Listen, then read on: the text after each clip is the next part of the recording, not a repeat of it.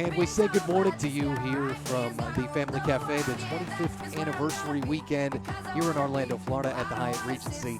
Matt Martucci, so glad to be with you once again and happy to be joined by a special guest. This is Derek Caraway, who is the lead alumni member of the Florida Youth Council and has been coming to the Family Cafe for a long time. Hi, Derek. Hello. Great to be with you. Too. Give me kind of your background and how long have you been coming to the Family Cafe? Oh boy, I've been to all but two of them. I missed the very first one, and I missed the one in '05 due to a conflicting engagement that I was involved in at the time. But my mom's actually one of the very few that's been to all 25. Oh, wow. She's one of the few that can still raise her hand when Lori asks who's been here all years. But it's a very special organization, and we enjoy coming. And I've been. This year is my 13th cafe as a part of the Youth Council. And let's talk a little bit about the Youth Council in terms of what they do surrounding the cafe. What does it mean to be a member of the Florida Youth Council, and how does that help the cafe? Oh, it's definitely helpful. It means everything. I mean, I think I can speak for all of my fellow members. We love being on the council.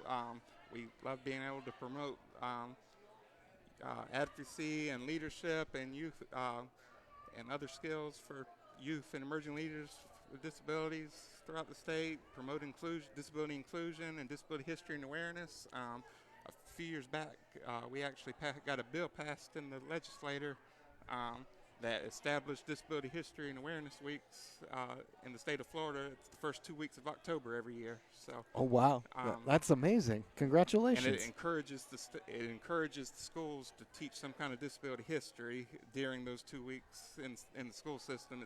It's optional right now, not mandatory. We would like to do a part 2 at some point to make it mandatory because we all feel strongly that it's an important subject everybody should learn about.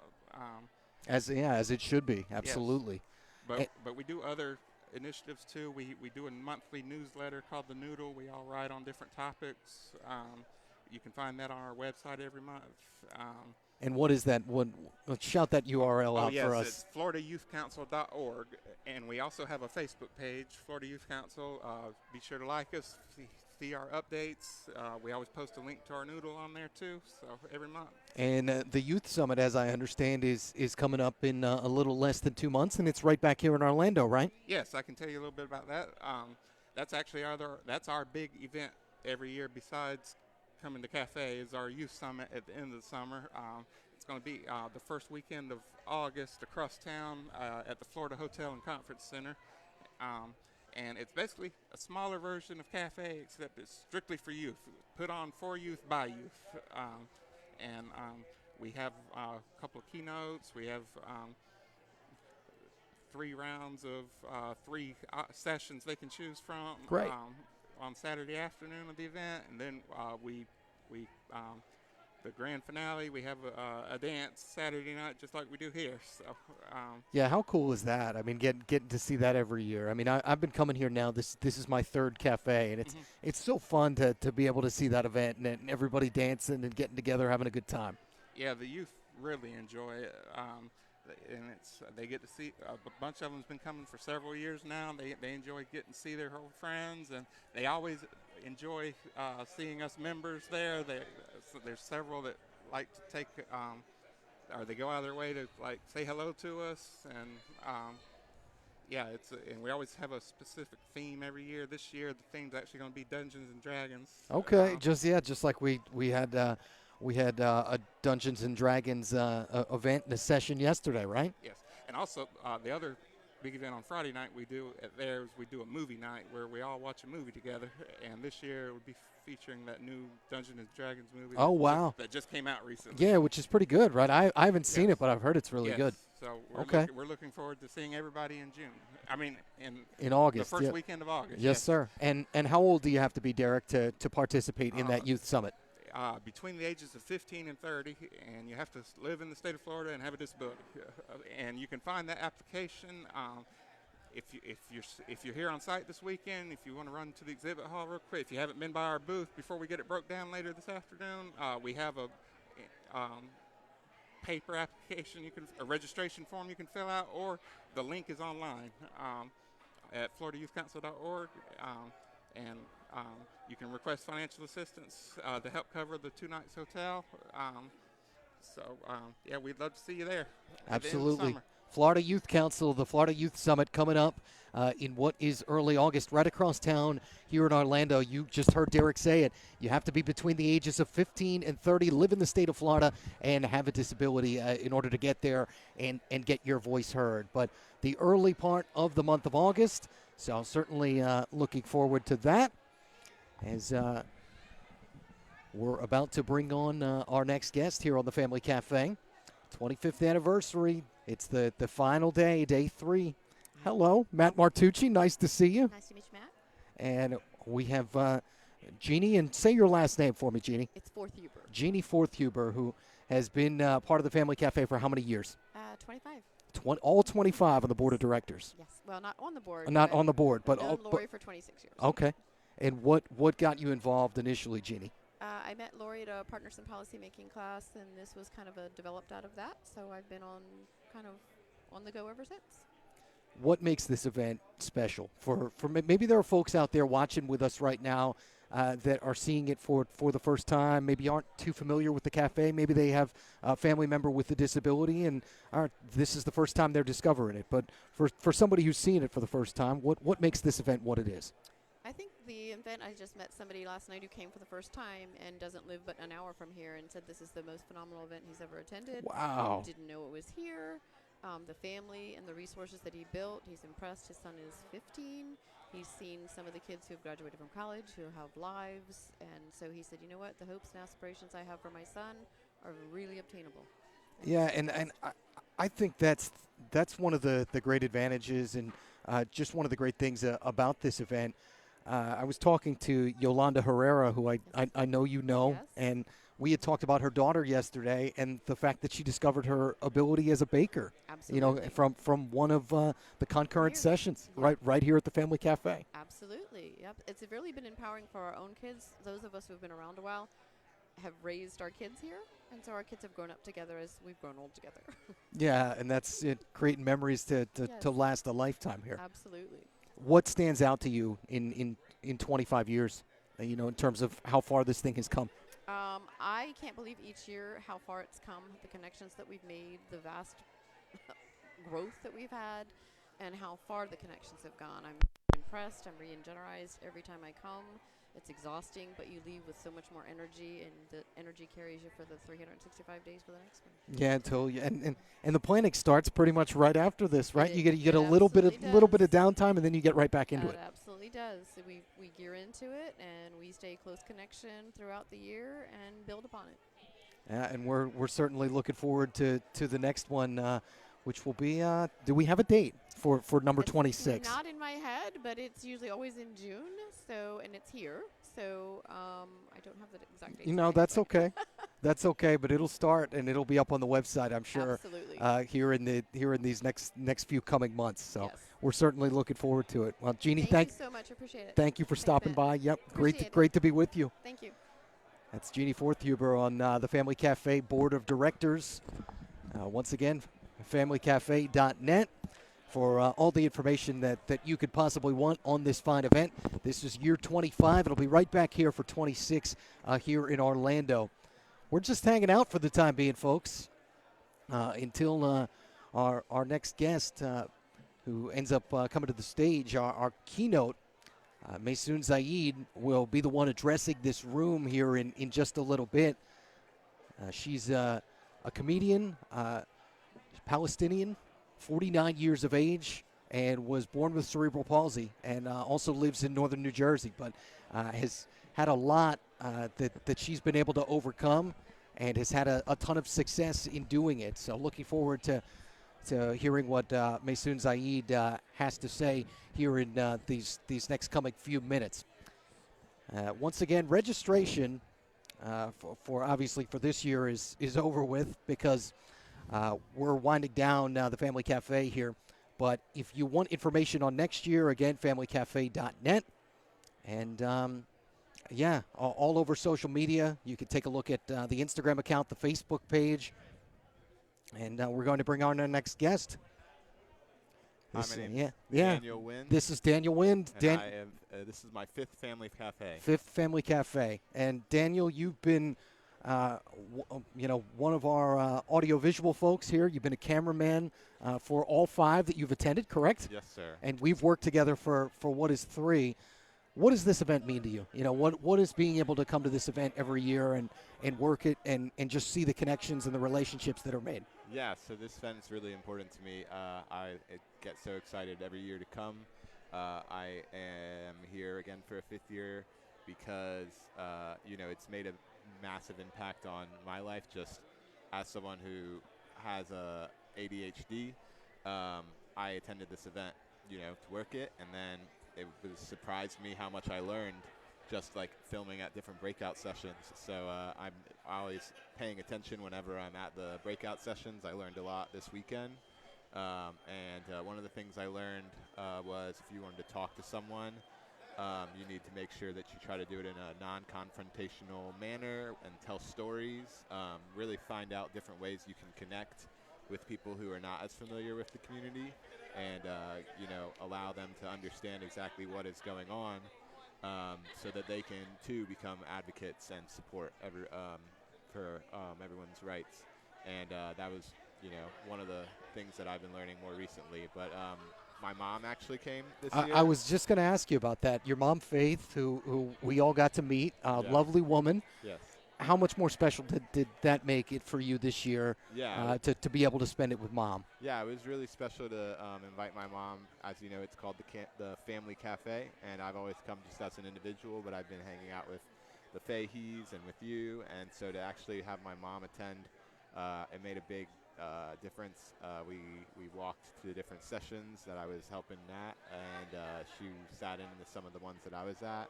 And she had some really good questions. So she was a social worker for Pinellas County over in St. Petersburg. For about I didn't even know that. years. I'm finding that out right here. Yeah, and one of the things that she did as a social worker was help people get on disability to get Social Security. And so she already has a wide knowledge base into this subject and all the people here. And she was asking some hard-hitting questions in some of the sessions that she attended. But it was really special. I'm very glad that she came, and she said that she learned a lot, and she had a really great time. Good. Well, I'm glad Mom was able to be here to spend it with you and to get that family connection a little bit. Yeah, definitely. So Daniel Wind, our latest guest here on the Family Cafe, 25th anniversary weekend. We're getting a little bit closer to our keynote speaker, Maysoon Zayid. We're about to bring on our next guest. I believe Michael Fahey is coordinating that right now. Thank you, Daniel, for stopping by. Always great to work with you. And we're going to bring up our next guest here on the Family Cafe for our 25th anniversary weekend. And let's open the floor up. Michael Fahey had our guest. Our guest potentially may have gone away, but the good news is that we're still here. Again, all the information that you could possibly want on familycafe.net. You want to take a look at the event program. You want to know who the keynote speakers are. And we're going to bring on our next guest here. And it's going to be Josue Tapia. Hello, how you doing? Good to see. Yeah, good to see you, sir. Sorry. No, vision impaired. Now, you are, once again, you are part of the Florida Youth Council as well. How many years have you been coming to the Family Cafe? Well, part of the Youth Council, I've been in the council for 15 years. So Cafe, this is year 16. 16, wow. 16 years, yes. How much, I've asked this question to a lot of people, and you get a lot of unique answers, but how much has this event grown, in the 15, now 16 years that you've been a part of it? I can say that in the background, helping facilitate this event and all that, one of the biggest things you could see is the technological growth, because I've been here since before smartphones. So right. We get to communicate with each other in a different way than we could, I want to say 2014. Sure. And in 2014 seems like a long time ago, but really not. And in that amount of time, we go from communicating via newsletter, but we could email with each other, text each other, smartphone, record. We can all be on a camera on this event. We can all communicate. We can all celebrate. And it's something that's very upbringing, that we're all together now. And Uplifting, yeah. Yes, Yeah. and uplift. That's right. And it just feels really good. And the event only gets bigger and bigger. And especially this year, I feel like this year's the first full year after the pandemic. Yeah, and that's a great point. Yeah, and I agree with you. Yeah, some of the people haven't seen each other, year, 2 years, 3 years, and this for me, I feel like it's the first full event that we had since the pandemic. That because you have people like, I don't want to go the year after the clear. The year out, and last year I can speak to that as well. I can remember, there were quite a few people here last year, but I know there were a lot of people that did it remotely, and now you're back to the same type of numbers that you would have in person before this happened. Yes, and one of the best things we had too was in the exhibit hall. You didn't even need to make it a thing. You just saw people hug each other. I haven't seen you in 2 years. I haven't seen you in 3 years. Oh my God, I'm glad you're healthy. I'm glad you survived. Right. Because for a lot of this disabled community, this is their event. There's such things as megacons, supercons, and there's the movie thing in California and stuff. But for people with disabilities, this is it. This is their conference. And this is their Comic-Con almost. Yeah. Comic-Con. This is where they meet some celebrities. This is where they meet their politicians. So us politicians are our celebrities. They're the ones that do the change for us. We can watch all movie stars all we want, but they're not the ones who are the makers of change. So this is the event that brings that together. But not only that, we get to see each other, we get to share, we get to learn, and it's awesome. Josue, take me back to when you initially found this event. It was 2009. It was 2009, and the Family Café was hosting the first annual Youth Summit, which is a group. It was a group of the family of the Florida Youth Council, the shirt that I'm wearing now. And at the time, I wasn't a member. I was invited by a current member of that time, and they told me that there's this organization that puts together a conference with people with disabilities, and they talk about great things. I'm from Puerto Rico, closed-minded community when it comes to disabled people. So I'm like, I only know my cousin who has cerebral palsy and me who I'm visually impaired. So I don't really know. So I go to the event. Everything's cool. I learned things I already knew, things I didn't know. But what changed me was the dance. The dance was something I had never seen so many different disabilities be under the same roof and not judge each other. I'm used to the stigma. At that time, I was using the stigmatism of, I don't know your disability, you don't know mine. I don't want to talk about it. You don't want to talk about it. But that's not what that environment. And that broke down that barrier, right? Yeah. And then I've told this story before, and people who've come to a session that I've had before, there was a point that there was these two keynote speakers that were at the dance, and they had cerebral palsy, and they were in electric wheelchairs, and there was a slow song. And I was sitting there because I was shy. I didn't want to dance. And I saw them, and they were kind of rotating around each other to the song. And I thought that was a very romantic thing, but then the song got like the romantic part. And then the wheelchair transformed, and they were standing up face to face. And they were like about 5'9". They went from being to this level to about 5'9", and they were slow dancing like they were just regular couple. And I'm like, I want that. I want to be part of whatever that is. And that time I did my application, and since then, 2009, I've been a member. Oh, that's a great story. I love to hear that. It's awesome. And at 14 years after the fact, here you are. Yes. That's great. That's awesome. That's absolutely great. Well, tell me a little bit about what's coming up in August. With the Youth Summit. Yes, we have the 16th Annual Youth Summit. The theme is going to be Dungeons and Dragons. It's probably the best theme that we've had in a while. It's one of those board games, which is not just board games, it's just one of those games played that what you look like in the real world has nothing to do with how you play the game. You build your character, you build your story, and you play. You have a good dungeon master, someone who plans it out for you, and it's a journey. And having a disability, that's what it is. It's having a journey and trying to discover yourself, trying to discover ways to get better. I mean, what better way than Dungeons and Dragons to learn more about yourself, to learn more about different classes, learn more about different disabilities, stuff like that, And just like this event, we have the dance as well. It's the 16th annual. Cafe's at 25. It's proud to say that Summit is at 16. At 16. How about that? That's an insane number to even think about, that I was at the first one, and now I'm going to help facilitate number 16. And that is, I'm old. But that's yeah, well, there are a lot of us here. Trust me. Yeah, but it's something that, even in this event, it's something that a lot of the youth that attend this with their parents, they're like, I can't wait till my event happens. Right. I can't wait till August and it's my turn. Right. So it's a very cool thing to hear, and it makes you want to keep working and showing up and doing this event over and over again, because you know that they're happy and they can look forward to it every summer. Well, and I think the other great thing about that event, you just said it is their event, and it gives them their voice, their chance to voice their opinion and to talk to other youth that are also facing the same type and different types of challenges. Very correct, yes. Well, we're certainly looking forward to it. August 4th and 5th, right? 4th and 5th, first weekend of August, if I'm not mistaken. So 16th Annual Family Cafe Youth Summit. Josue Tapia, thank you so much for stopping by. Thank you for having me. Yep, my pleasure. That's Josue Tapia from the Florida Youth Council. How about that? 2009, found the Family Cafe. We're now in 2023. He's been coming for what is over a decade and a half. Just really, really impressive stuff. And looking around, looks like Papagino's over there. The the official spokesperson for the Family Cafe. It's Guido, Chef Guido, who's going to be, are we going to get Guido in here? Apparently, yeah, we're going to have to move way over.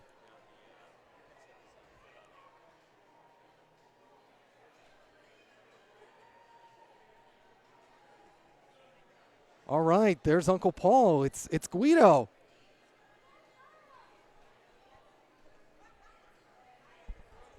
Everybody say hi, Guido. Guido, how many years have you been coming to the Family Cafe? You don't know? This is 25. 25 Family Cafes for you, Guido. What do you think? He's speechless, folks. Are you telling them that you're hungry? I mean, well, you're Italian, right? So am I. We're always hungry. It's in our culture. It's part of our, it's in our nature.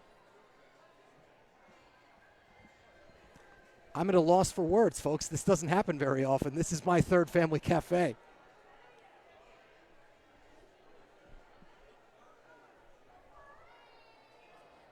Do you have anything you'd like to say to the folks? No? Okay. Hang 10? You're going to go surf later? Maybe after another meal? Okay, so meal and then some surfing. This is the most unique segment I think we've ever had on this portion of the program. Everybody at home, say hi to Guido. Guido, the folks at home. Folks at home, Guido. Do you know by accident I just called you Papagino before? Yeah, I don't know where that came from, but all right. See you later.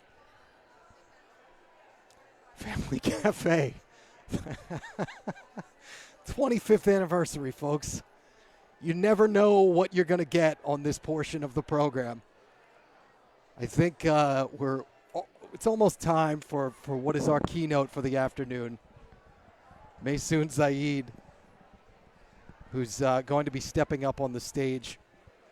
All right, I'm going to step in. Yeah, Michael Fahey is with us. How are we doing, man? Who's our fearless leader and has been part of 25 Family Cafes. The son of the CEO, Laurie Fahey. Michael is the one who gets the audiovisual portion of our program up and running. Part of the reason that we have a Facebook Live feed, all of the reason we have a Facebook Live feed is because of this gentleman. Hello, Michael. How are you doing? That's a gracious allocation of credit to me. I'm doing well. I've only been to 24. So all right, so you've been to 96% of the Family 96% Cafes. 96% if we're shooting free throws. You're like Mark Price. There we go.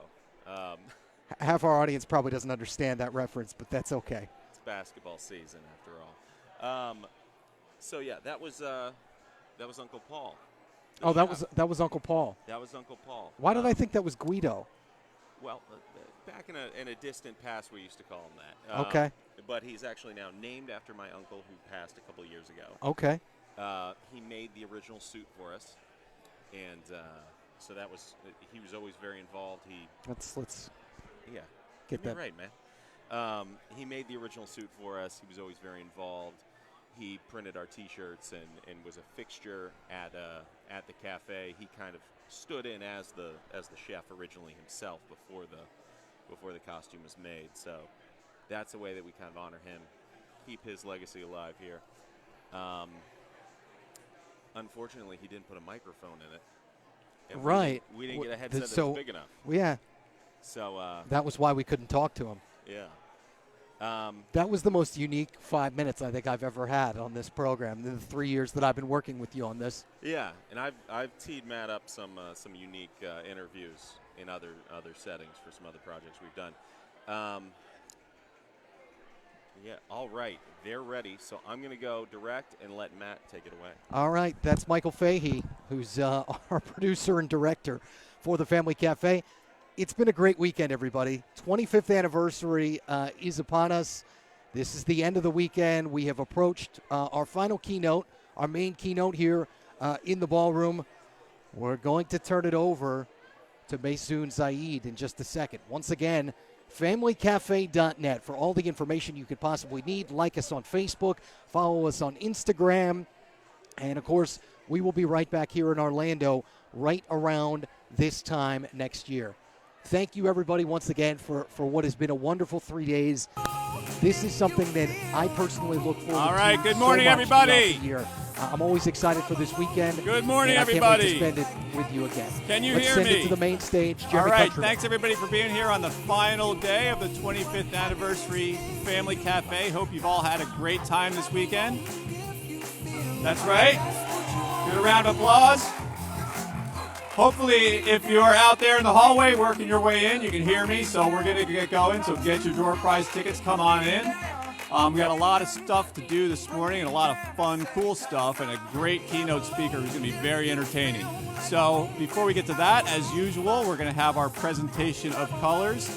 So I'm going to hand it over to Star, and she's going to ask everybody to please rise if you are able for the presentation of colors, and she's going to invite you all to join in.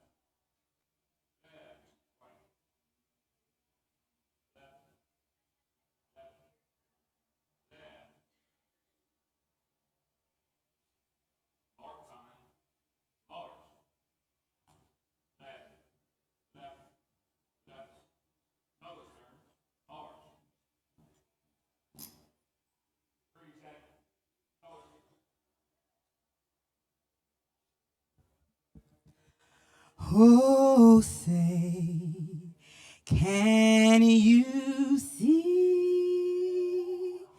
by the dawn's early light what so proudly we hailed at the twilight's last gleaming, whose broad stripes and bright stars through the perilous fight o'er the ramparts we watched were so gallantly streaming, and the rocket's red glare, the bombs bursting in air, gave proof to the night that our flag was still there. Oh, say does that star-spangled banner yet wave o'er the land of the free and the home of the brave?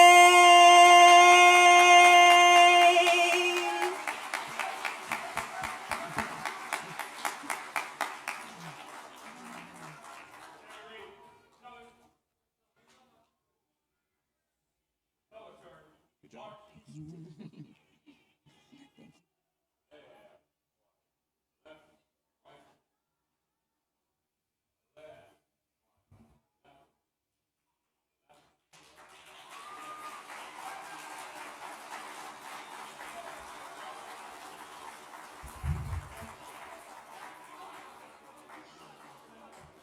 What are you doing, Gil? Stop taking my picture. All right, thank you. Am I the only person who has the urge to yell play ball at the end of the national anthem? Or is that? Every time I hear it in my head. All right, well, thank you, Star, for that lovely rendition, and thanks to all of you guys for helping out. Star is both a disability parent, a board member, and a rock star, and you'll be hearing a little bit more from her later, so there's a teaser on that. So, it's my extraordinary pleasure to welcome our keynote speaker, who first and foremost, I have to tell you, is a fellow New Jersey native. Jersey strong, baby. She's also an actress and a comedian, and happens to teach at Princeton University, a small institution you may have heard of in the Garden State. Another exciting thing I want you to let you guys know about is that she has a Scholastic comic book called Shiny Misfits that's going to be coming out soon. We were really fortunate to have her as part of our virtual Annual Family Café back in 2020, the year that everybody missed. But now she's here live and in person. She was really funny and really engaging on the live stream, and I think she's going to be even more awesome here in person. So please put your hands together and welcome to the stage Miss Maysoon Zayid.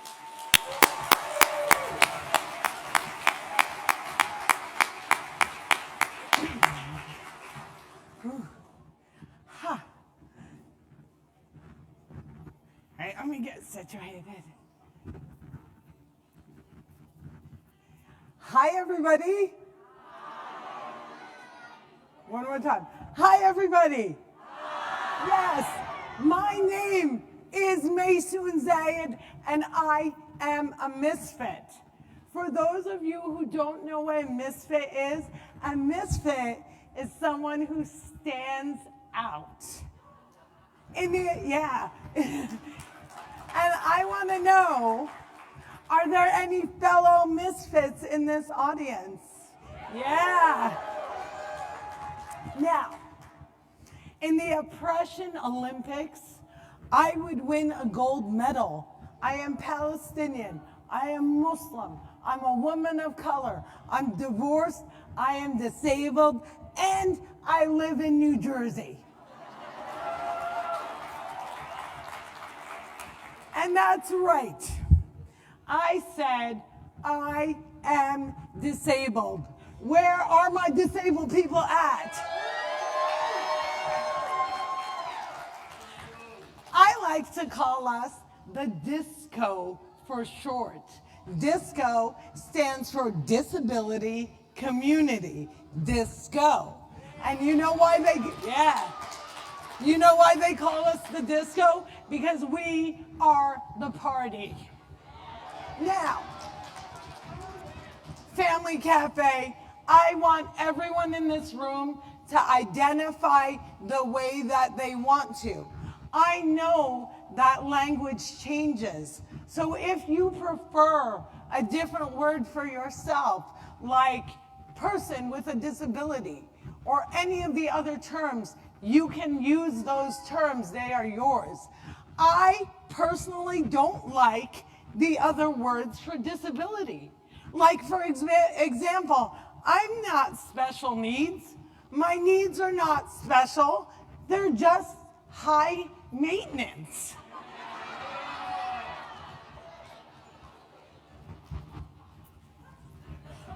I'm also, I mean, look at this hair, people. It's high maintenance. I am also not differently abled. I don't have any different abilities. I can't fly. I can flap, but I can't fly. I consider myself to be somewhat of a superhero. So it's very important that I tell you my origin story. the doctor who delivered me was drunk. And as a result, I look drunk all the time. I have cerebral palsy, and a lot of yeah, oh, where are my seats at? Yeah. And a lot of times when people say to me, "Are you drunk?" I say, "No, but check on me in 1 hour. If you see me walking straight, then you'll know I'm wasted."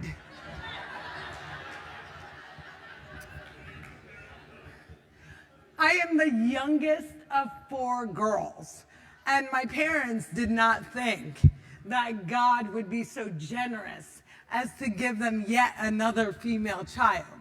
So when I was born, they hadn't prepared a name for me. They had only picked out a name for a boy. And the name was so original. If anyone is pregnant in here and you want to steal the name, you can go have it. You probably never heard it. My parents were going to name me Muhammad. So then when they saw that I was a girl, they decided to change my name to Muhammadiyah, the female version of the name Muhammad. Now, Muhammad's a great name. It's the name of a prophet. It's the name of a boxer who was the greatest ever. But being named Muhammadiyah is like being named Smurfette. Luckily, the doctors told my parents I was gonna drop dead, and they didn't want to waste such a good name on a heavenly baby. So instead, they named me Maysoon. Now, fun fact, all Arab names have a meaning. And when your parents don't know the meaning of your name, they lie to you. If you're a male child, they will tell you, your name means lion, roar, roar. And what they're doing is they are lying. And if you're a girl at birth, if you're assigned female at birth, they will tell you that your name means flower. And then when you say to them, "Hey, Mom and Dad, where can I find this flower?" They say, "Oh, no, it's only in heaven. That's why you never saw it." So I grew up thinking my name meant a flower in paradise. And then I met an Iraqi expert in language. And he informed me that no, I am not a heavenly flower. Maysoon means lemur. My parents named their brown, fuzzy, shaking baby Zaboomafoo. And I survived. Now, growing up, I was the only Arab in a town of Italian Catholics. I was the only house that Santa skipped every single year. But I was never bullied. I was never made fun of. I have had the same best friends since I was in kindergarten, even though thank you. Even though I was a misfit. I was the only visibly disabled one of my friends or my classmates. And why do I say visibly disabled? Because I have no idea who had invisible disabilities, like mental health issues, chronic illness, ADHD, anxiety. All of these things are so real. But when I was growing up, the stigma against invisible disabilities was so strong that I had no way of knowing if any of my classmates were part of the disco. But as I said, I was never made fun of. My best friend Tina would take me to midnight mass on Christmas Eve. And she would say, she is from where Jesus is from. And I would say, I'm from Jersey, Bon Jovi rules. Speaking of fun, anyone go to Disney this weekend? Nobody. You're going tomorrow? Nobody's going at all? Should we just take over? Should we do like our own, like this is our house now? I'll lead you. I'm totally down. We'll talk about it. Okay, this is a great conversation to have. When I was a kid, I loved Disney. It was my favorite place on earth. Why? Because when I was a kid, disabled kids could cut the line at Disney. It was amazing. Now, if you've never been to Disney, they actually have these signs that say stuff like 2-hour wait from here, 90 minutes more, hang in there, bucko, 30 more minutes, if you're not dead, it's worth it. But see, disabled kids, we got to just go to the front of the line and cut. And I would go on Space Mountain like 15 times. And I would roll back out to the line, and I would find a fellow kid standing on line, maybe under that 90-minute wait for a bucko sign.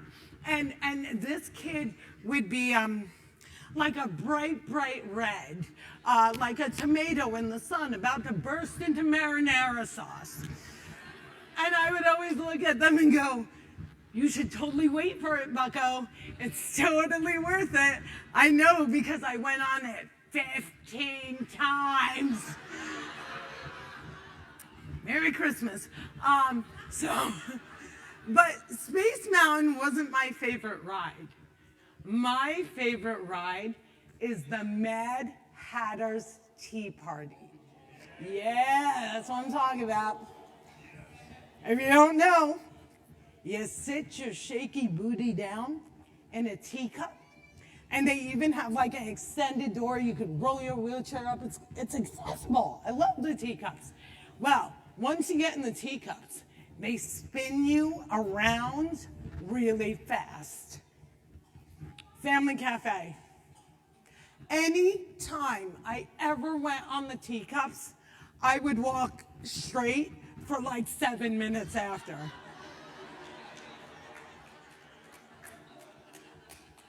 I would be like, Allahu Akbar, I'm healed.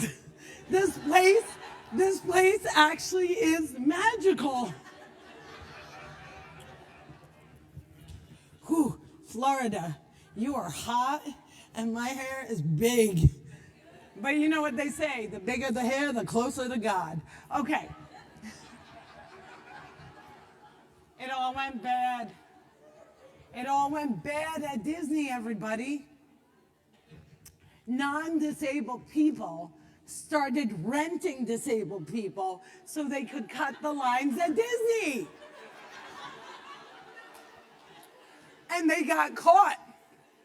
And now nobody's allowed to cut the lines at Disney. It's no longer the happiest place on earth. And I just wish I could have been one of those tour guides before it all went bad, because I would have made it a teachable moment. I would have taken the kids away from their parents, and I would say, hey, Timmy and Sally. I wouldn't care what their names actually were. I would just call them Timmy and Sally.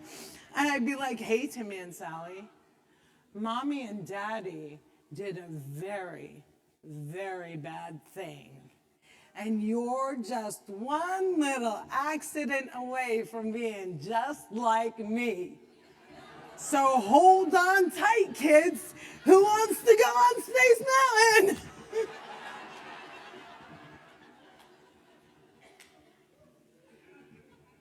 Disability does not discriminate.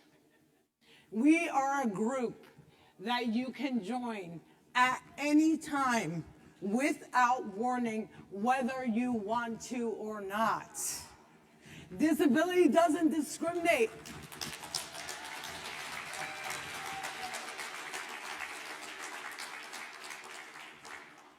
Disability doesn't discriminate based on race, religion, gender, economic class, age, or who you love. Everybody is welcome at the disco. I think we should all be a lot more like disability, don't you?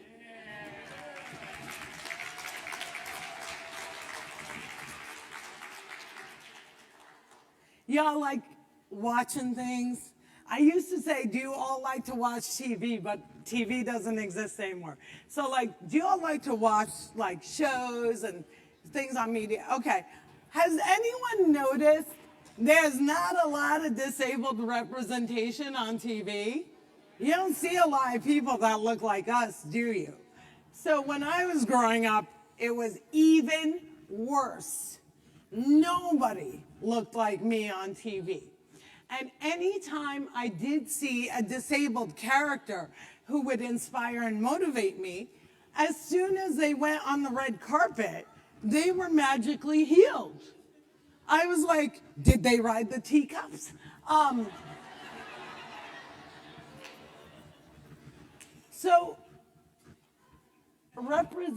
sorry, this is like caught on the mic and I'm sweating bullets, but we're gonna keep going. Okay, somebody come shave my head. Come on, there's somebody in this room that definitely could do it. So representation matters. I'm gonna hold. How about a huge, huge round of applause for our ASL interpreters?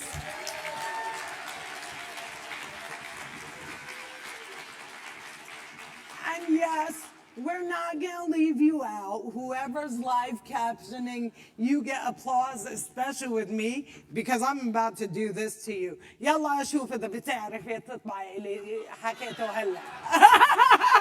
Good job, foreign language.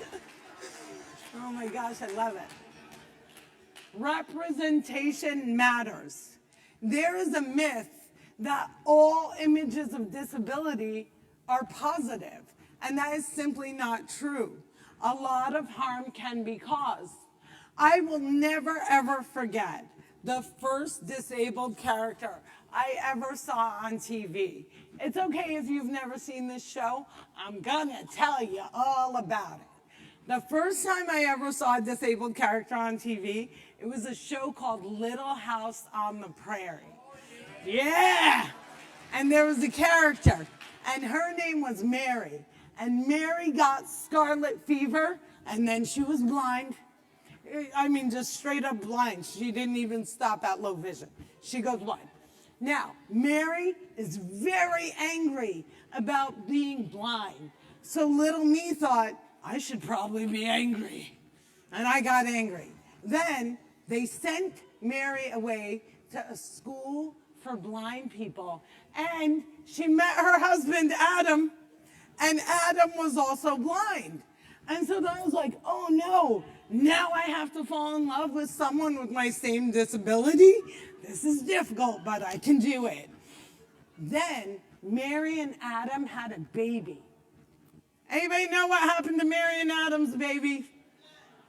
It burned to death. Yes, Mary and Adam's baby burns to death. So now I'm like, oh my gosh, disabled people shouldn't have children. Then Adam gets caught in what? An explosion. Big explosion. And now suddenly, Adam can see again. And so I went limping quickly to my parents and I said, should I blow myself up? And they were like, no, no, no. We worked so hard to keep you alive. Since the age of 5, I had a dream. My parents couldn't afford physical therapy, so they sent me a tap class. They couldn't afford occupational therapy, so they sent me to piano. Now you may ask yourself, what do you mean they couldn't afford it? Why didn't the insurance help you? Or you could be American. I look good. Cinnamon don't crack. But believe it or not, I was born before 1993, and pre-existing conditions weren't covered. So it was tap and piano for me. And I grew up with this dream of dancing on Broadway. I lived in Jersey. I would go see shows all the time. Being on Broadway was my dream. So at the age of 12, my dancing school went to a conference just like this in New York. And we had Broadway divas that would teach us these different dance routines. And then we sat in these like breakout groups in these little circles. And the Broadway divas went around and they asked us, "What's your dream?" And I'll never forget, the dancer that was asked right before me, "What's your dream?" said, "I want to be a unicorn." And the Broadway diva said, "You go, girl." And then it was my turn, and I said, "I want to dance with Savion Glover on Broadway and bring in the noise, bring in the funk. I'd like to be the lead tap dancer. That's my dream." And the Broadway diva looked at me, and he said, "Girl, you're a cripple. Find another dream." At 12 years old, this sparkly, shiny role model told me to find another dream. And I did. But I never lost sight of that Broadway dream. But I did get a new dream. And my new dream was to be on the daytime soap opera General Hospital. And I pursued that dream by going to Arizona State University. Any Sun Devils in the house? One. Most of us didn't graduate, but I did go. And I studied acting. And I was the pet lemur of the theater department. Everybody loved me. When I played Laura in Glass Menagerie in my scenes in class, they would weep openly. But there was a problem. And the problem was I wasn't getting cast in any of the shows because college, much like Hollywood, shunned disability. My senior year, it all changes. Arizona State decides to do a show called They Dance Real Slow in Jackson. It's about a girl with cerebral palsy. I'm a girl with cerebral palsy. So I was like, free at last, I'm finally gonna get a part. I am free at last. I didn't get the part. Sherry Brown got the part. I don't even change her name.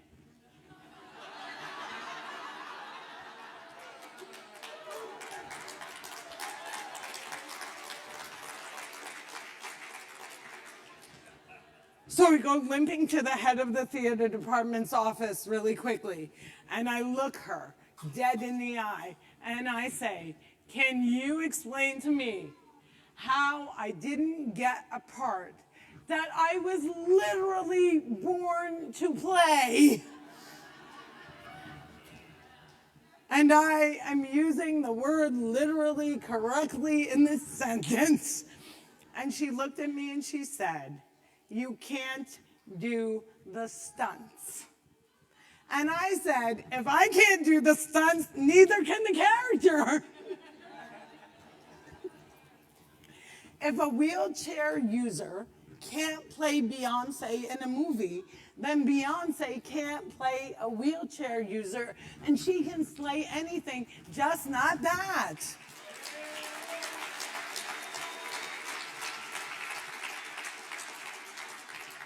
Disability, much like race, cannot be played.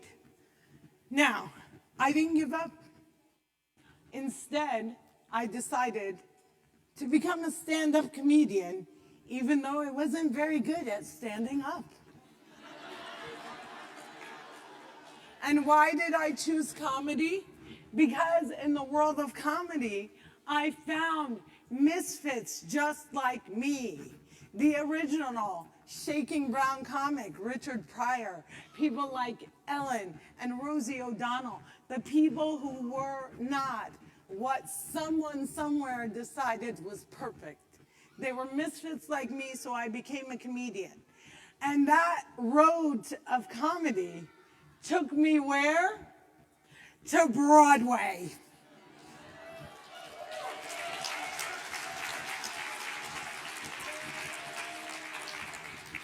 So, in 2010, I made my Broadway debut doing a stand-up comedy show called The Arabs Gone Wild. And I tap danced onto the stage, and I remember standing there thinking of the Broadway diva who told me to find another dream. So after I fulfilled that dream of tap dancing on Broadway, I went home to Google and find contact information for that Broadway diva so that I could explain to them that I never gave up, but that so many other children would be broken, would think they can't do whatever it is they want to do. I want you to know you didn't break me, but what you did was dangerous. And they were dead. I just want to be clear, I did not kill them. But I was on Broadway. So I want to backtrack a little and talk about my dad. I call my dad a teddy bear and my mom a tyrant. And I think that they were the perfect combination because they really prepared me for Hollywood. So when I was born, the American with Disabilities Act was not signed yet. And the world was even more inaccessible. The world was even more inaccessible than it is today. So my father was determined to teach me how to walk. And he had a mantra. And his mantra was, you can do it, yes you can. And he had two ways of teaching me. The first was to place my feet on his feet and just walk. I walked miles on that man's shoes. His second technique was to dangle a dollar bill in front of me and have me chase it. Even at that young age, I knew how much it cost to go to Disney, and I was running in stilettos by kindergarten. But here's the thing. People often say the only real disability is a bad attitude. No, that's not true. And you know what else? No matter how much my father cheered me on, no matter how much he told me, yes, you can, if my body couldn't walk, it never would. It is really important to remember there is absolutely no shame in using any mobility device you need, whether it's a wheelchair, a scooter, a walker, or a cane. My wheelchair is parked right at the end of the stage. I'm not lazy. I am not faking it. I'm doing what's best for me and my body, and there is no shame.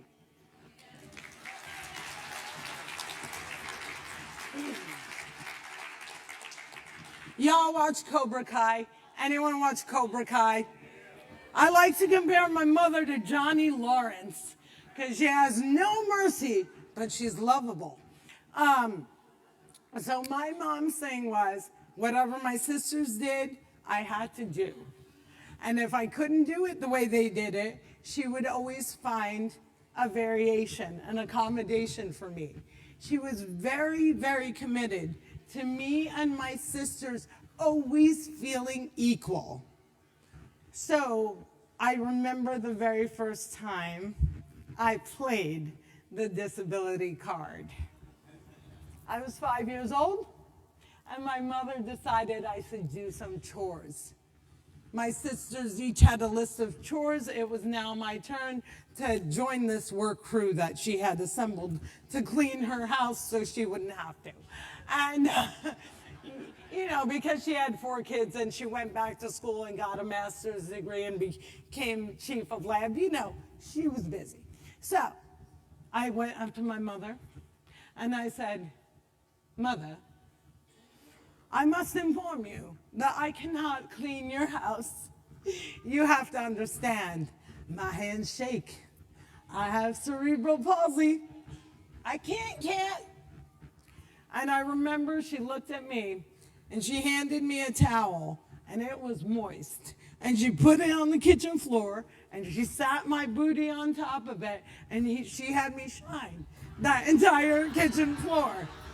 And as my dad passed by, he looked at me and he said, "Yes, you can, Ken." So in 2010, when alive you weren't even born, in 2010 I got my big break. I was invited to be on a TV show on MSNBC called Countdown with Keith Olbermann. And I'll never forget showing up, thank you. I'll never forget showing up, big hair, fake eyelashes flopping in the wind. I went full Kardashian, like all the way. And I walked in, and this is way before Zoom, way before Zoom. I walk in, and they put me all by myself with a camera in my face on a spinning, rolling chair. So I look at the producer and I say, "Hey, I was wondering, since I'm like wobbly, can I please get a more stable chair?" And she looked at me and she went, 5, 4, 3. And we were doing it live. So I made my television debut. You can find the video. It's on Maysoon.com. My television debut, I made it sitting and spinning on a chair on national television, desperately trying not to slip off screen. And I was livid. I had spent 10 years trying to convince people that people with disabilities could do the same, if not better job than their non-disabled peers, and I blew it. And I knew that MSNBC was never going to give me another chance. But not only did Keith Olbermann invite me back, he made me a full-time contributor, and he taped down my chair.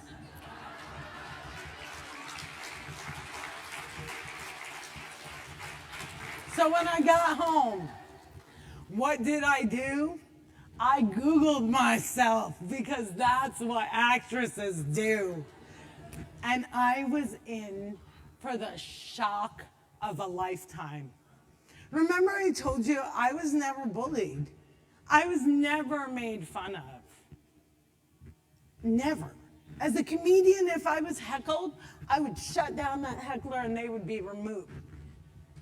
I went on to see what people thought of this incredible debut, my dream coming true right in front of them. And what I found out was that the internet was making fun of me. You see, there was a group of people who really had good intentions. They weren't actually trying to be mean, but there's so few images of disability on TV that they simply weren't used to seeing a disabled person like me talking about anything else. But Keith Olbermann and I never mentioned my CP because it wasn't relevant to the conversation. We were talking about politics. So when I went online, I saw things that said, cocaine, cocaine, or that chick is wasted, or oh my God, she's having a stroke, why aren't they stopping the show? And those were the nice people. The not so nice people said, she looks like she got slapped upside the face with a frying pan. That lip is so annoying, I just want to tear it off her face. Or poor Gumby terrorist, we should probably pray for her. I was raised to believe that sticks and stones may break your bones, but words will never hurt you, and that is simply not true. Words matter. I often think that if I had grown up in a world with social media, I would not be here sitting in front of you. A week after my debut, Keith called to bring me back. And instead of saying yes, like I should have, I balked. I stopped and I thought, and I said, do I want to go back on television and have the World Wide Web dehumanize and make fun of me? Do I want to put myself through this again? And do you know what the answer was? Heck yeah, of course I do.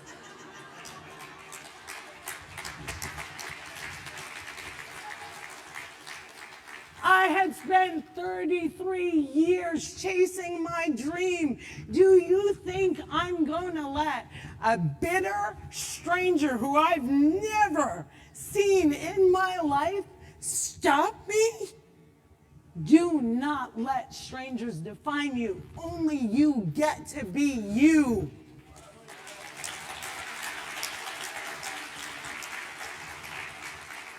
Pick the person that you want to be and be that person.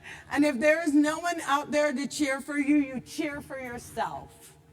All right. We're going to talk about marriage. I have to. I have no choice. A lot of people are surprised that I got divorced. Why? Because they can't believe I got married. Why? Because I'm disabled. And people think that disabled people are happy snowflake angel babies that never grow up and never get married. Well, here's a newsflash. Some of us do. By round of applause, who's married?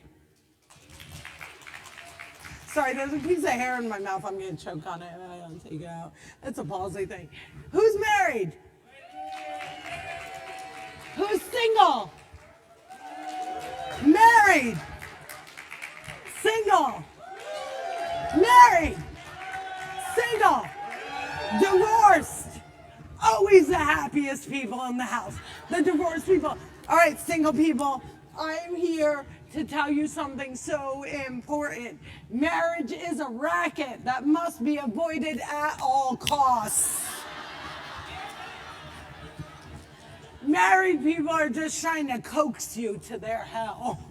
Don't fall for it. They're very, they're deliberate about this. They work really hard on this. What do first? First, they start throwing parties and taking all of your money. I'm engaged, give me a gift. Bridal shower, give me a gift. Bachelorette party, give me a gift. Oh, the wedding, buy a dress, buy the shoes, give me a gift. Let me tell you about being a bridesmaid.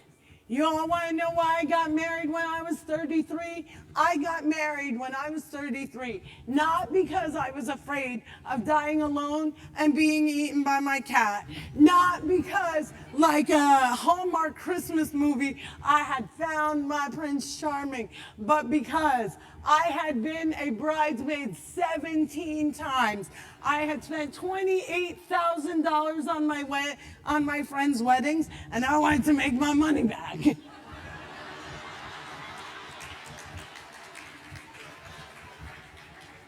He put a ring on it, and I registered for a bunch of gifts that I would immediately drop and break. But the best part of the whole thing was the wedding, right? Because if you are single and you go to a wedding, they march you out on the dance floor, and then they throw a 10-pound bowling ball of flowers at your head. I am palsy. Catching is not my thing. So at my wedding, instead of throwing the flowers back over my shoulder, I threw them forward, and I took out all 7 bridesmaids like a bowling ball. I was like, woo! I was married for 10 years. And single people, what married people don't tell you is those things that you thought were cute and charming when you first got married, those habits get annoying really quickly. And my ex-husband, who I call Chef-Fugie because he was a chef and a refugee, ergo a Chef-Fugie. The habit that Chef-Fugie had that I couldn't take it anymore. It was the constant breathing. Inhale, exhale, inhale, exhale. I was like, my God, can you just stop for 5 minutes? I did the day I was born, and look how great I turned out. Yeah, what? Okay, so that's the marriage part. Now I'm going to give you more advice you don't want to hear. This is mostly for the people who are parents, who identify as parents. I'm going to give you some advice you don't want to hear. You ready? Stop asking people if they have children. Stop it. Stop it. I know you think it's like a social question. I don't know what else to ask. stop asking people if they have children. If you don't know if they do, it means it's none of your business. And what you actually need to remember, we don't know what anyone's been through. You don't know if somebody had a miscarriage that morning. You don't know if they ran out of money, can't do IVF again. You don't know if they just never wanted to have a kid and instead wanted to have a cat named Beyonce with no ears. And here's a news flash. You know why you don't have to ask people if they have kids? Because people with children will always tell you. You never have to ask them. You're like, hi, my name is Maysoon. And they're like, Timmy goes to college, Sally's married. I'm like, I didn't ask. But there's a question that's worse. Never, ever, ever ask a fellow human being if they are pregnant unless you see a skull coming out from between their legs. I'm gonna stand up for a second. I have one of those bellies that looks like I'm always 5 months pregnant, like at all times. So people are always asking me if I'm pregnant. And I'm a touring stand-up comic, and I fly about 200 days a year. And whenever I go through the airport, I am always randomly selected for extra screening. And I know what you're thinking. You're like, come on, Maysoon, you can't accuse them of racism or bigotry or discrimination. How the heck would they know that you're an Arab Muslim? Oh my gosh, just can we pause for a second and give like a huge, huge round of applause for our incredible tech crew? This has really just been just absolutely incredible. So the reason that I think that even though I look like the lost Kardashian, they know I'm Arab, is because I have the kind of facial hair that no waxing in the world can deal with. Like in that moment when COVID started and none of us were leaving the house and we didn't know what we were doing, I was in my house for exactly 3 months. And I remember the day that I decided to go out and risk my life. I looked in the mirror and I realized that I now looked like the love child of Frida Kahlo and Bert from Sesame Street. My eyebrows had reunited and it did not feel so good. And I remember getting in the car, driving to the threading station thinking, if I die, I die, but I die with an eyebrow over each eye. So I'm going through the TSA, and the TSA agent pats me down. And she looks at me, and she goes, is it a boy or is it a girl? And I looked at her, and I go, it's Doritos Coolidge.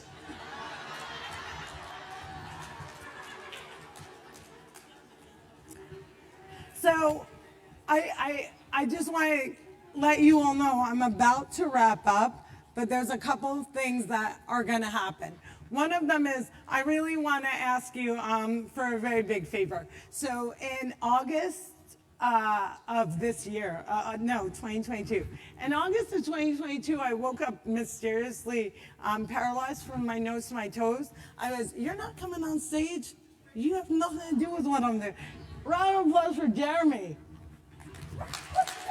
He's on my stage. So I was paralyzed from my nose to my toes. I was in the hospital for 3 months. I had to get 5 transfusions, relearn how to walk. And I didn't honestly think that I would be back at the Family Cafe. But the Family Cafe also means my life to me, because on March 4th of 2020, I got a phone call from my agents saying that all of my events had been canceled. And I think every single person in this room knows how expensive it is to be disabled and how much it takes to keep us alive. And the very first organization to give me a virtual show when the world completely changed. The people who saved my life so that I could build back were the Family Cafe.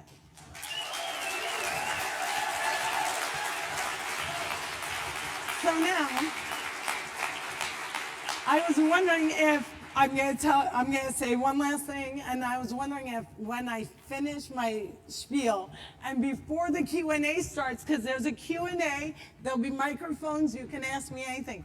I was wondering if I could bring up my sidekick, Kara, to do a selfie with you all. Could we do that? All right, come on, Kara, we're gonna do a selfie.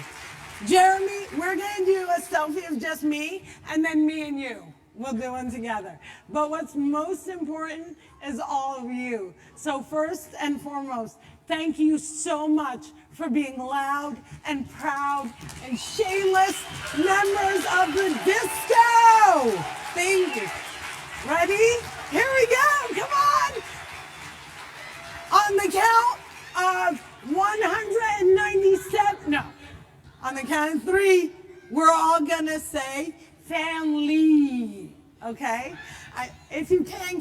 If you can't, just do whatever you love to do. Ready? 1, 2, 3. Thank you. Thank you. Thank you. Jeremy, come get a selfie with me. All right, microphones are coming. You can all line up and ask questions. Hey, Kara, take a picture of me and Jeremy. Come on. One more. Thank you. Thank you. All right. After Q&A. Yeah. Okay, who's ready? Hey. You have a question, put your hand up. I'll help the people with the microphones find people. There's one down here, there's one over here in front. There's one right here up front. Okay, we'll do him. We'll get you next. Oh, and then him. Okay, we'll get to you. So first over here, go ahead. Hi, Maysoon. I'm Malcolm Harris Gowdy with Stand for Independence. What would you say to those that don't have a voice, that are wanting to pursue their dreams? Well, what advice would you have for those? That are wanting to pursue what? Their dreams. Okay, a couple of different things. One, thank you so much for the question. So the question is, what advice would I give to someone who doesn't feel they have a voice and wants to pursue their dreams? I'll tell you 2 big pieces of advice. One, break your dream down as small as you can. Break it down into little bits. If I really looked at my dream as like, I'm gonna be on General Hospital, which luckily I am, but I was like, if I don't get that, I failed, I would quit. Instead, it was like, what's the first step? The first step is acting. So I went and studied acting. Now, if I wasn't good at acting, I should leave that dream and find another dream. It's very important to understand that if your dream turns into a nightmare, you don't have to keep pursuing it. You can find something else you love. Then, study the other people who have succeeded, if you can. I always looked at the comedians I wanted to be like, to learn from them, and find your community. That's my advice. Thank you. Yes. I just wanted to come up and say thank you for being here. You're really funny. Josh Blue is funny. You're funnier. Thank you. Oh my gosh, it's a competition. I won. Thank you so much. Thank you. There you go. Thank you. Thank you. Okay, we have someone back there. I saw them. You don't want to ask anymore? Come on. Yeah. Well, what I wanted to say is, it's not exactly a question, it was a statement. I just wanted to say, I am surprised that the Arabic language has a word that refers to an animal that lives on the island of Madagascar. I know! We're everywhere. I love that. I love that you can tell people I look like Zaboomafoo because I have the big eyes. I'm not sure if they look like me or I look like them. Okay, I think we have time for one more. Hi, my name is Crystal Sims with Standing for Independence. And I just want to ask you, you are so amazing. And I want to ask you, how long did you do for a stand-up for comedian? How long did I? It was a really long road. So I've been a comedian for 20 years. I started by studying comedy in school, and it took me 10 years to make enough money to live as a comedian. And before that, I taught 7th and 8th grade reading and English. But I also want to take a moment, thank you so much for your question. I also want to take a moment to say something I think is really important. I don't want anyone in this room to feel like you should be like Maysoon, or I want to be like Maysoon. No, I want you to be like you. Everybody has different abilities. I wish I could, I wish I could be a cardiac surgeon. I can't. So I do the things that I can. And I want you to know that your worth is not tied to your productivity. If we just exist, we are worth existing. So please never think that you have to do all this to exist. And I guess with that, I will say once again, my name is Maysoon Zayid. And if I can Family Cafe, you can. Thank you.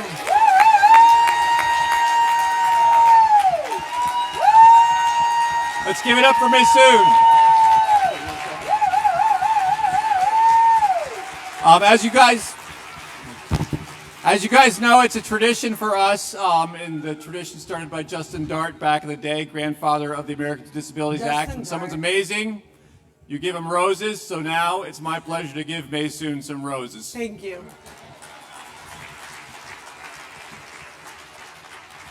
Thank you so much. That's so beautiful. Thank you. Thank you. Thank you. I got my band roses. Thank you. I'm going to give them to Kara because I have no coordination. Thank you so much. And he put them in a way that I could put them on the plane. Thank you. We're always thinking. I'm so tired. All right. Now, I think you all know what it's time for, and I promised you a little bit ago, hold on, I got to check my notes so I don't mess anything up, which is part of the tradition, by the way. Let me just check off roses. There we go. All right, I promised you earlier, I gave you a little teaser, we're going to have an extra dose of Star Fields, and she's over here just filming everybody when she's supposed to be preparing. Number three, test. You might remember we lost a legend recently, Tina Turner. So in her memory and her honor, we're going to have Star sing Simply the Best. I'll hand it off to Star now. Give her a hand. But you guys are going to sing it with me. Are y'all ready? All right, so I want you guys, the words are going to come up on the sides here. You guys are going to see it because this is karaoke style, and I'm going to be walking around, and some of y'all are going to be singing with me. Who's going to sing with me when I come up? Okay, let me see your hands. I'm coming your way, okay? All right, let's turn it up, everybody. Up. Can we hear the music? Can we hear it? All right. Here, y'all, can y'all see it? Here we come, y'all. I call you and I need you. My heart's on fire. Can y'all hear it? Turn it on up. Y'all know this? You come to me, wild and wild. All right, who's gonna sing? Will you come to me, give me everything I need. Here we go, y'all. Give me a lifetime of promises. In a world of dreams. That's right. Speak the language of love. Speak the language of love like you know me. Right. It can't be wrong. Who wants to sing? Come on. Take my heart and make it strong. Sorry, y'all. How's this? You're simply the best. Yeah. You're better than all the rest. Come on. You're better than anyone I've ever met. Yeah, I'm stuck on your heart. I hang on every word you said. Come on, Patricia. Don't stop now. Baby, I would rather be there. All right, y'all hear it. In your heart, I see the start of every night and every day. Hey, I see you, honey. Woo! In your eyes, I get lost. I get lost in my head. All right, I'm coming your way. Just as long as I'm here in your arms, I could be in no better place. Come on. This is your best. All the better than anyone I've ever met. Come on, y'all. I'm stuck on your heart. On every word you say, tear us apart. Baby, I would rather be there. Y'all got it? Here we go. Each time you leave me, I start losing control. You're walking away with my heart and my soul. I can feel you even when I'm alone. Oh, baby. All right, y'all, give yourself a big, big hand. Woo, woo. Y'all sound so beautiful. Y'all sound so beautiful. I want you to know that you are simply the best. You're simply the best. As we finish this 25 years, you're the best. Come on. You're better than all the rest.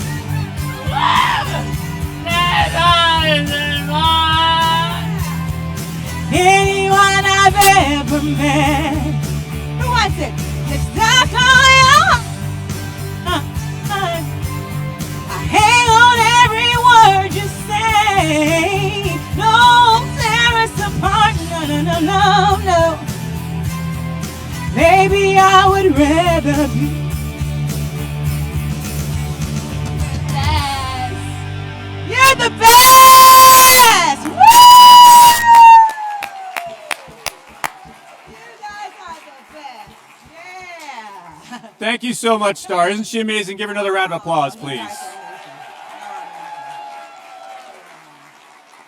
All right, now a couple other things. As you know, door prizes, it's going to be happening really soon. This is like Family Cafe Christmas. We got a big Santa pile over here. So if you don't have a ticket, you should have a ticket, right? Who doesn't have a ticket? Put your hand up.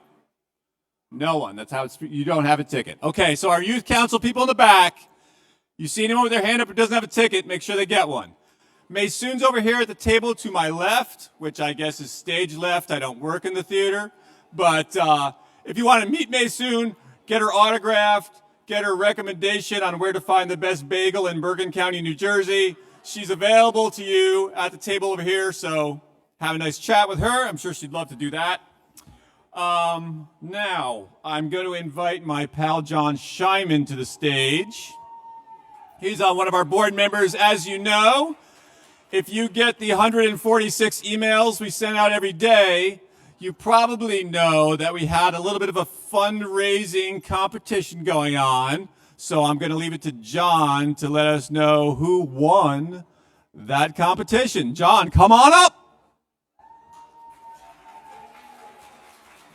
Thank you, Jeremy.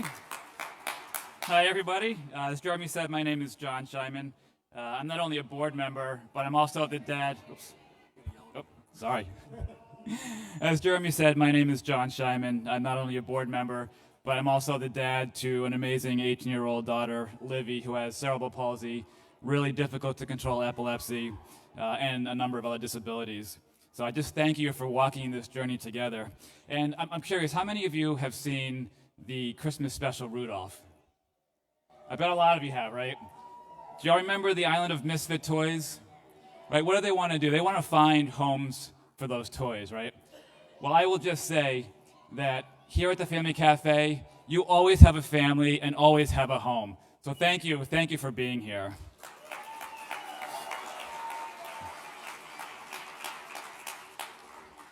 And also, who went to the dance last night? Right? Woo! Man, the disco was here and alive, and you brought it. Those moves were amazing. Excellent job, everybody. So on behalf of the Family Cafe and the Board of Directors, I would like to thank those of you who participated in the 25th Anniversary Community Challenge. The goal was to raise money to fund families to join us here at the annual event. With your help, we were able to support 5 additional families, so thank you very much for doing that.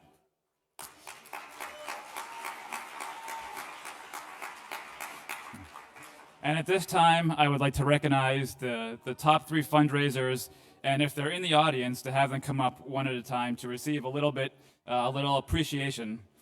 So in third place was Team Betchet's Baddies.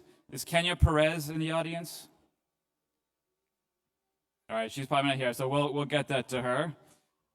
In second place, we have Team Especially for You with Teresa Snodgrass. Is Teresa here today? All right, we'll get these there too. And I know this young man is here today. So in first place was Team Gabriel's Angels. Gabriel, are you here today?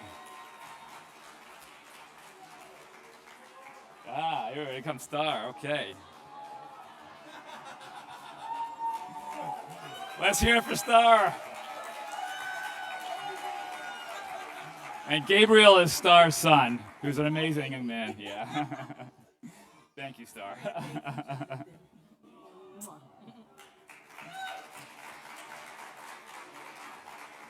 So I am going to get in the way of your receiving these amazing gifts over here no longer. So I will just say thank you again for attending. I hope to see you all next year. Have a great, safe...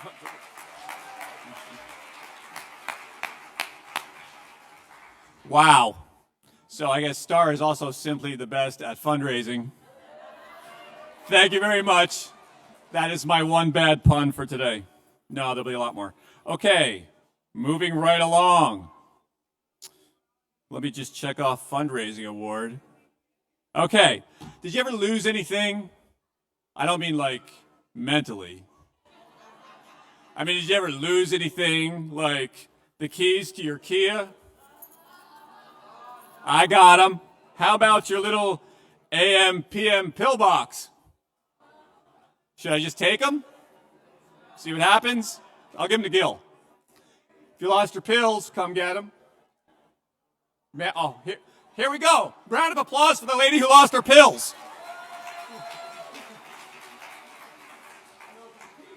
Oh. Okay, it's not the pills, it's the keys. Do you want the pills as a bonus? Just for fun? Okay. Congrats on the new car. I can't believe she won a car. All right, what else do I have? I have this weird battery thing that says Energizer on it. Anyone? Bueller? It's up here if you lost it. I got 2. That's who? You're the battery guy? I don't know. I'll keep looking. Battery guy. Give it up for battery guy. It's not his. Oh, take it back for battery guy. Take it back. Reverse clap. All right. 2 flash drives. I don't know. They look pretty sassy. I don't want to know what's on them. And then we got these 3 power thingies people left in breakout sessions rooms. So if you're missing one, come check them out. James, I know, and one might be yours. Give it up for James Williams, who, by the way, is almost always here and is 100% awesome at all times. This is mine. That one's yours. Yeah. Excelsior. All right. Let me check off lost and found items. Okay. One other thing that was lost. Somebody told me at the pool earlier. A young man bought a jacket that's a white and gray Hogwarts alumni jacket, and it got lost. If anybody found that, either give it to the hotel lost and found or give it to one of us, because that young man, he spent all his money on it, and he was kind of sad he couldn't find it. So if you do see that around, let us know. Got some questions about t-shirts. You may know that the t-shirt booth ran out of t-shirts, which is sad, but you know what? There's a happy ending. There will be t-shirts for sale online. We'll let you know about that on social media in one of our 464,000 emails we put out. So check your spam folder early and often. How about pink cards and report cards? What are they? What are they for? What are we doing with all this paper? It matters. It's not just for fun. The pink card, that's your way to submit any question and comment you might have about disability services here in the state of Florida. We distribute those to the relevant state agencies. They give us back written answers, and we put those together in our questions and answers book that comes out in the fall. So not only do you get a door prize ticket in exchange for completing one, you get an answer to whatever it is you want to know or say about disability services here in Florida. So please do take advantage of that opportunity. And then the white page there, that's a report card. Now, I could stand up here and give each of you a grade, but sadly it doesn't work that way. Even though I'm up here like the teacher, that's for you to give us a grade. So we want to know how we did this year, what was great, what was not great, and most importantly, things you want to see next year, topics you want to see addressed, things about the agenda, the logistics, any feedback you have. And again, you might think, oh, we fill this out, who cares, right? No, we read all those, we take your suggestions and comments seriously, and we do make changes to the way we run things based on the feedback we get from you. So please do complete one of those and let us know what you think and what you'd like to see in future. Who rented a scooter or a wheelchair? Anyone in here? Awesome. That means everybody in here has already returned their scooter, so I don't have to stand here and admonish everyone. I will like to thank publicly, though, my coworker Joe McCann. His son Jojo has been there at the scooter desk all weekend doing a great job, so thanks to him. Anyone out there, and also thanks to his other son, Sean Pat, who might be inside that mascot costume, or maybe it's not him. I don't know. I can't tell right now, but it's probably him. All right, now I think we've gotten to the most important part of the program, at least as far as everybody out there with a ticket is concerned, which is the door prizes. So, where are my minions? Where are my flying monkeys? Where are my lackeys, my henchmen?